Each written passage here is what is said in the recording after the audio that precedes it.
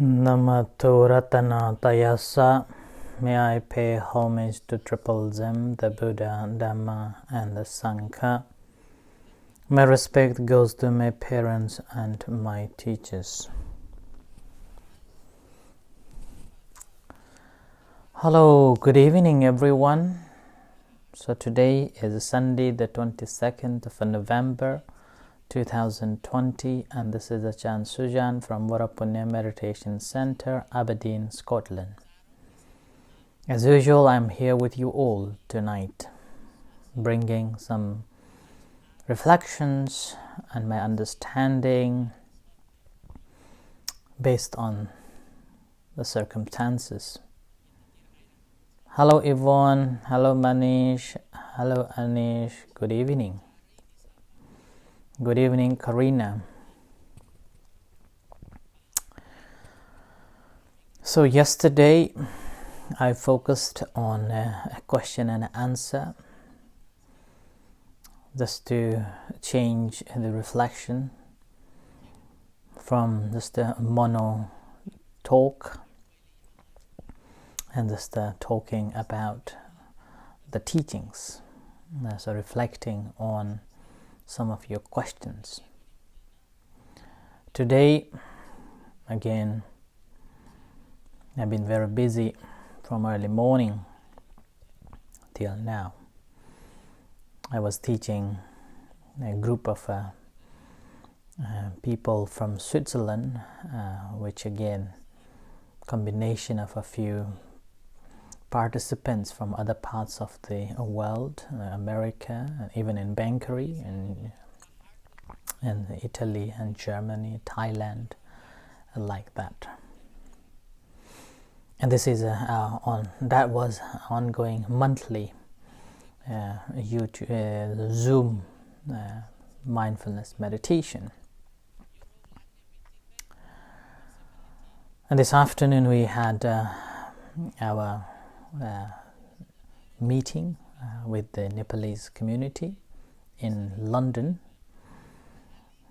and have a discussion about how can we move on to a new phase and introduction of a new program of running the Dhamma discussions, which is going to be in January. So gradually everything moving into the online, and slowly getting busier and busier. We monks are supposed to be more free and supposed to be less working. But gradually work's increasing and increasing.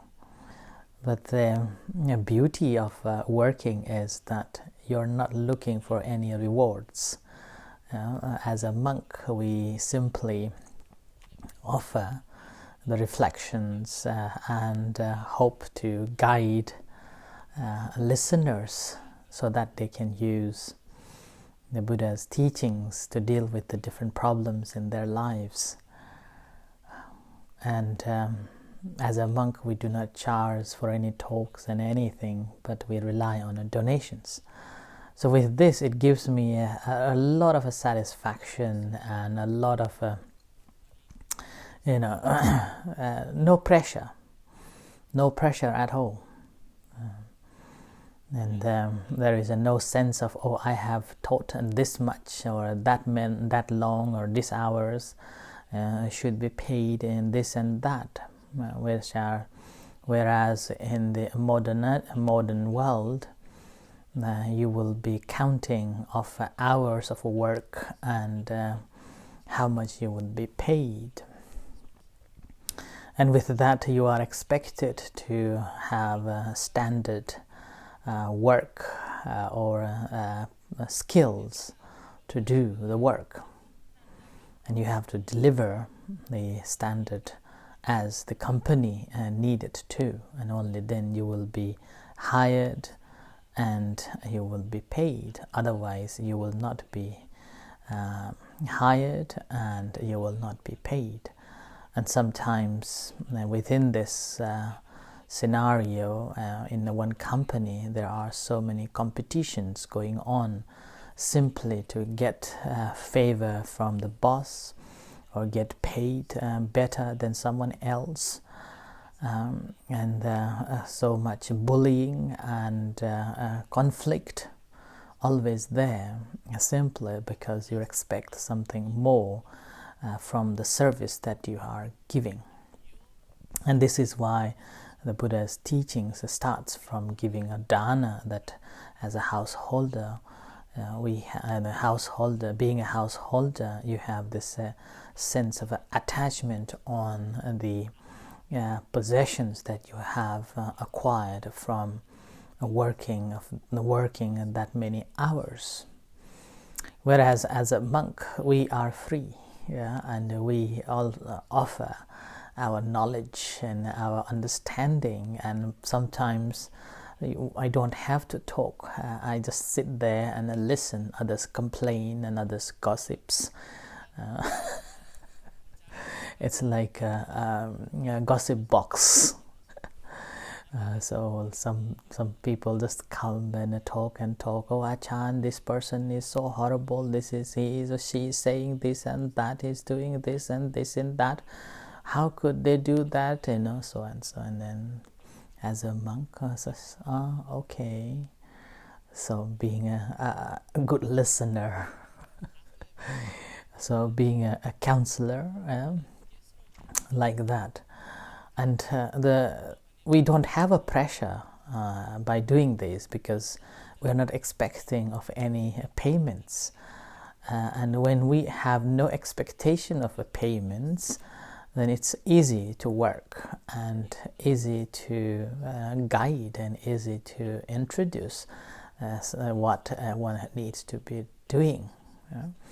So same with this giving of talks, and if you are like charging for the talks, then I believe there will be hundreds of hours that I have given the talks since early April until now. So every night giving half an hour talk and then a half an hour guided meditation. It comes 1 hour each day.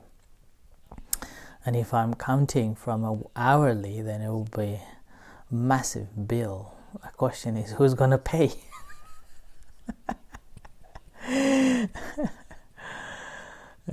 So, and this is the beauty of being a monk, and just to share what I know. And this is what a Buddha says, that giving a Dhamma, or the guidance, to anyone else or someone who is looking for the guidance, is one of the greatest giving, called Dhamma Dana. So we, as a monk, although do not give any materials often, or very rarely we give materials away to the members of the community, and sometimes go to give food to the homeless in the past, like that. But majority or main giving would be giving a Dhamma, guidance, and which again there is a simile given that if someone is hungry, and if you give a food, he or she will survive for a day or two. But if you give them how to find a job, or how to fish, how to catch a fish, or teach skills, then they will survive for the rest of their lives. So that's why giving advice is always taken as, but remember, this is a good advice, always take it as greatest giving, so called Dhamma Dana. So like that. But having said that, not discouraging to give away material things to someone who is needed, particularly in this time of a coronavirus, and there are so many people affected, and there are so many people have to rely on food bank. So it is advisable that if you have enough, then you can give away too. There is a story in the Buddhist scriptures that one occasion, one city was afflicted by the pandemic. Virus was spread and the whole town was derelict. And somehow one little girl was advised by her family or her parents to run away from that city by breaking the wall, the house wall. So she ran away from that city through breaking the walls, and she went to another small village, and where she begged for the food. And after she was begging for the food in another village, one family adopted her and gave her all the necessary food, lodging, and all the necessaries, and let her stay at home. And after a couple of weeks or months later, when the virus was eliminated and the pandemic was overcome, this little girl went back to her old house, and she was visiting her old house and dug the buried wealth, and she came back and lived with the adopted family, and like that. So it's basically whenever there is a need of support to someone else, then we should give our hand to help them. And this is one of our motto at the center, that we try to have the sense of helping hands to the people who ever needed some supports, whether it's materially and spiritually, mostly on a spiritual and mental level. And with that, and healing hearts, as the second phrase, is basically helping together to heal our hearts, basically all the traumas and anxiety, stress and depression, whatever you just name it, about the mental illnesses that we are going through. And so we come together and helping one another to heal our hearts, and this is the motto. And now recent statistics suggests that there are a number of people increased, those who are having a problem with these mental illnesses due to the lockdown, and needed to be in the house for 24/7 days. And with that, lots of mental illness or mental sickness has increased. So in this time, the center will try our best to support whoever needed the support. And if you are in need of any supports, whether material or whether the mental, basically, mostly on a mental state, then again you can make an appointment to come to the center and talk to me or talk to other achans. Any guidance you need, again, if you can't visit, you can again type or text me, and we will try our best to support and help. If we can't, then we will try giving other information or channeling to somewhere else that you can get help. So, and again, in order to work in this way, only the members of the community here at the center, or me or other achans or other members, like there are David, Rudy, and Nigel, and Varuni, and these are not enough. So we have to come together to work and come together to support one another. And at the moment, we have one very close member who is not well, and He's staying at home most of the time, and we are visiting him almost every day. Often I go, and other members go and help as well, like David, Lena, Rudy, and Tankal, and like that, going and giving a comfort. But obviously we need to be very conscious about the coronavirus too. So with this, helping one another to feel that not left alone, because with this coronavirus, it is said that the feeling of loneliness has increased significantly over this couple of months of lockdowns. And with this, whoever you see or you hear, you think that need it, just say hello and give texts, or just talk to them, and then it makes them feel not left alone. And this is, I think, it's very important. As one member who normally do not visit much, but somehow because of living alone in the house and stressed out with this coronavirus and having a fear of caught up or get the virus, he stayed. And now suddenly, the day before yesterday, he mentioned that he feels depressed because of this circle of just living in a house and going into kitchen and toilet and living room and sleeping in a bedroom. So with that he felt that it's depressed. So in those cases, all what we need is to be there and listen with them, listen what they have to say, and simply give them comfort that it's okay to be, but it doesn't mean that he or she is alone, but there are many, but at least you've got me, or at least we've got this community to help, like that. Okay.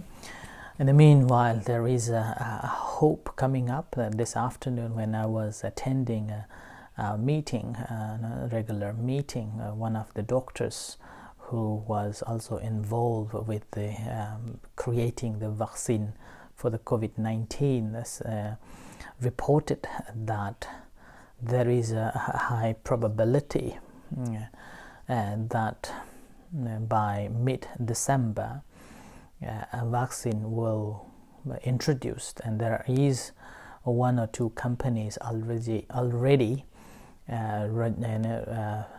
put the application for the vaccine in the UK, and there are actually over 30 companies are testing for the vaccine program. And among that, 10 are well accepted and still going into the trial and examinations going on. But within that, the doctor suggested that the doses has to be taken twice.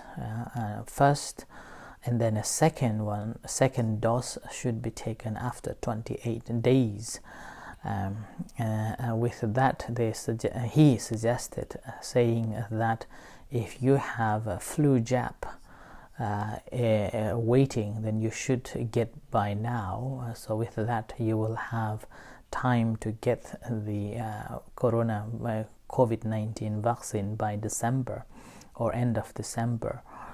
Because if you have got the flu jab now, then, or if you are getting it later December, then you have to wait another 6 or 7 weeks before you get the vaccine.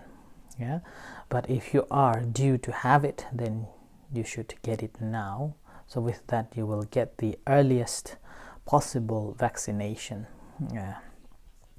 But again, 2 doses of this vaccine.